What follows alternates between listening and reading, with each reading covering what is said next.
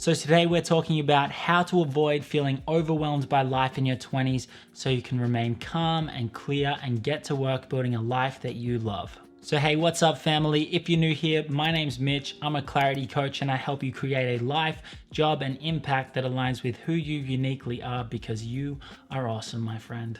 So with World Mental Health Day coming up on the 10th of October, I wanted to talk about something that I've dealt with in my 20s, which is overwhelm. And if left unchecked and not creating practices and mindsets to deal with this can lead to things like anxiety and other mental health issues. So it's definitely something that you want to learn to get on top of and avoid if possible. So overwhelm comes when it just feels like there's so much going on in our lives and we can't deal with everything that's going on. And so that could be a couple of really big things happening all at once, or it could be lots of little things that when you put them together can just feel like it's all too much, and it can lead you to feel stuck and lost and like you can't and powerless. And you know, it makes sense. Like our 20s can be a really stressful time. We're trying to make the transition into this whole adult thing. We're trying to figure out our place in the world, our identity, our purpose. We're trying to hold down a job, balance relationships, make some money, trying to not overwhelm about the fact that our world could end in 50 years with AI and global warming and all these things that we're facing. So, you know, I want to acknowledge you that it can feel like a lot because there is a lot going on.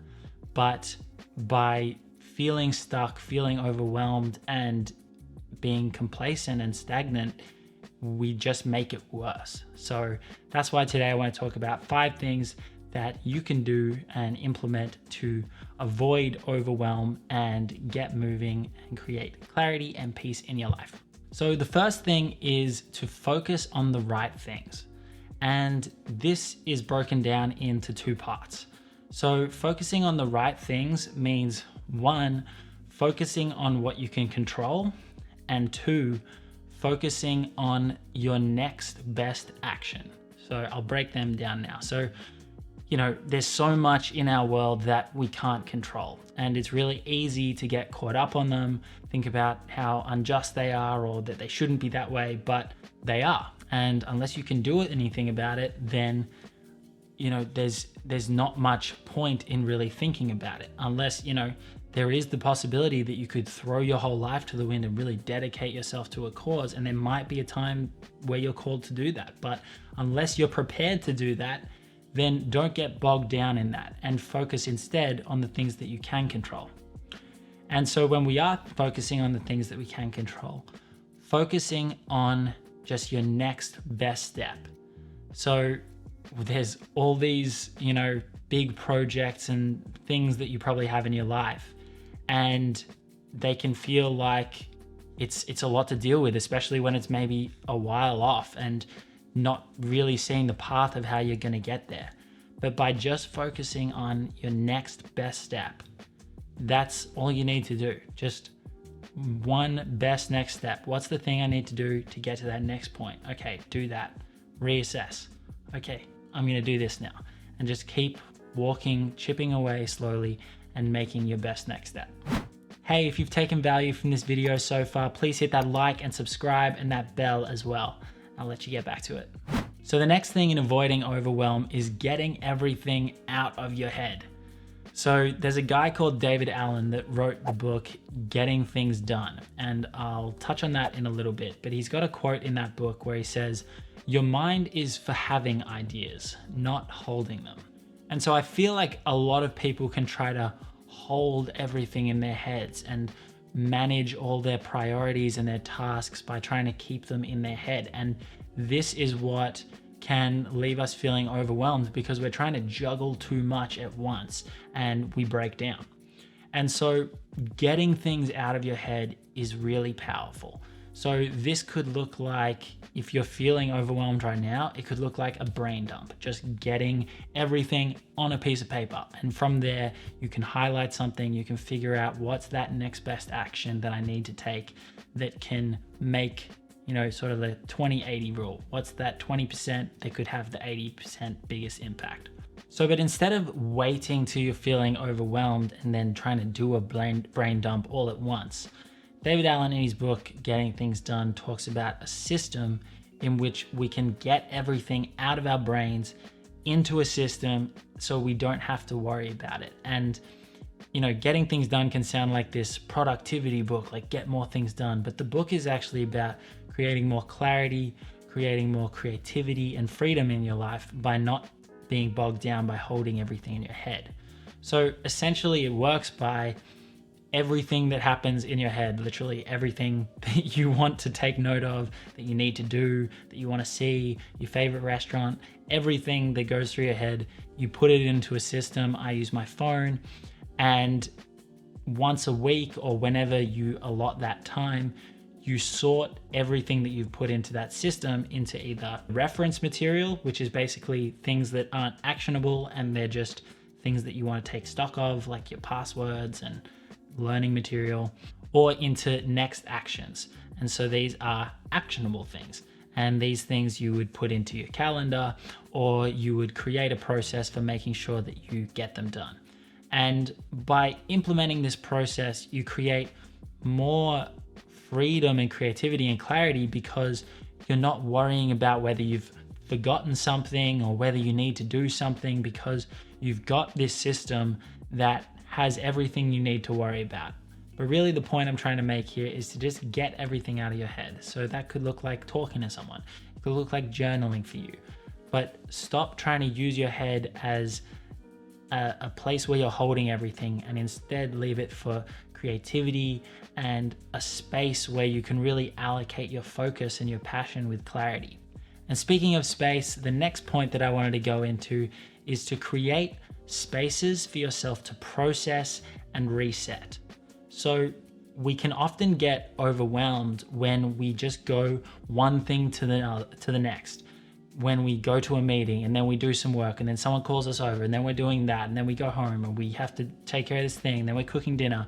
And because we haven't stopped at any point to really process what's happened, take a breath, and then go into that next thing, everything piles up.